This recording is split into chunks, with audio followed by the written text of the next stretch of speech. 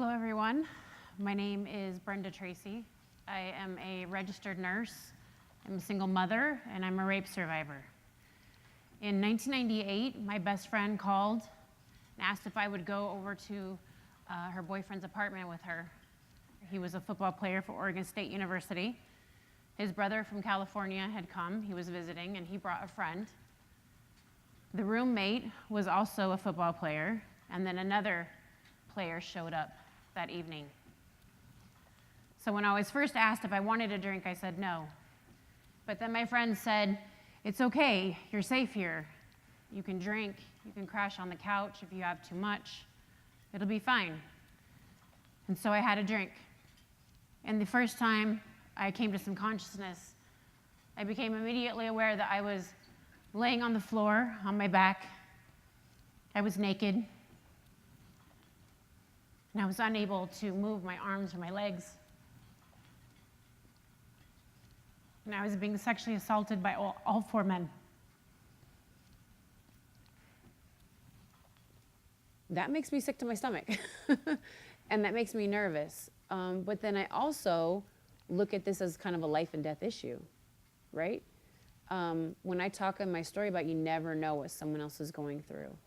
I get on that stage sometimes in front of 100 people or 1,000 people or 5 people. And you don't know what each of those people are going through. And I don't know if it's something that I could say that could change their life and can make all of the difference for them. It's never the victim's fault. There's nothing you can do to cause another person to make a decision to violate your body, ever. It was intense, but I'm good.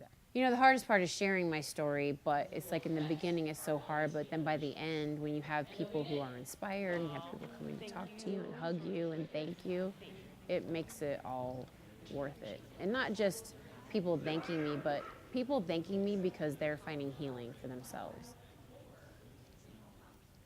I've been to over 50 schools in the last year and a half. And I work with mostly men.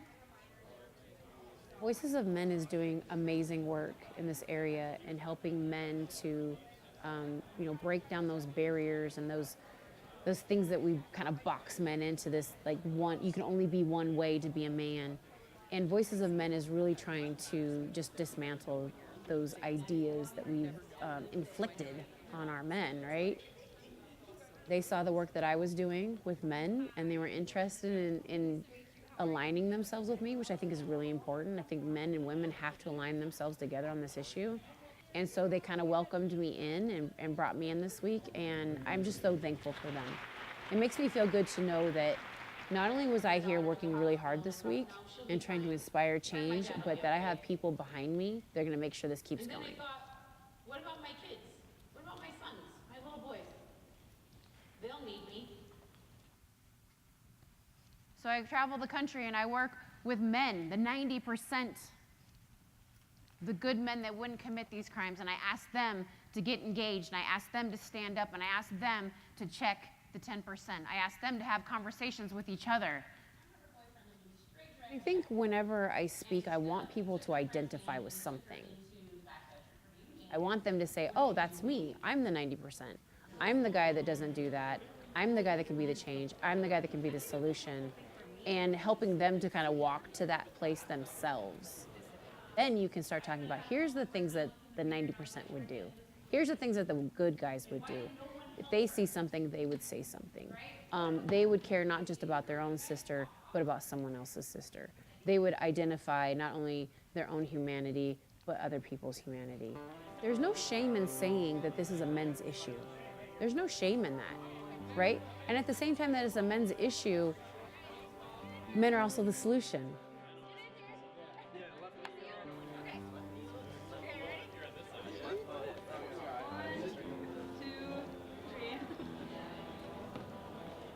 When I share my story, I think what I see happen to some people is they really have a change in their heart, in their spirit, like something shifts inside of them that you know is permanent.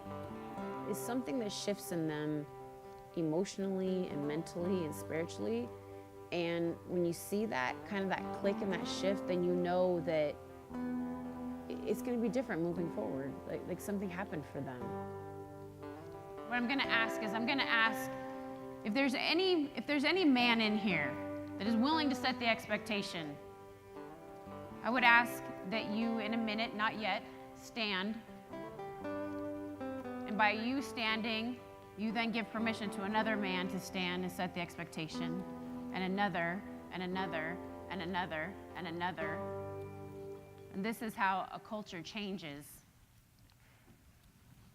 We have to start setting the expectation for behavior, right? Behavior matters.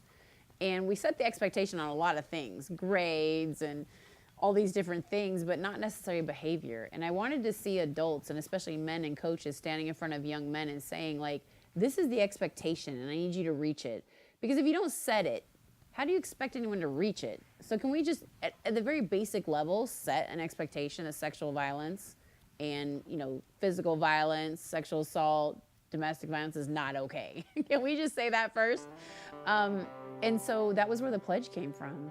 And then people wanted to sign the pledge, and then the pledge became this idea of like, well, what if I could raise awareness too?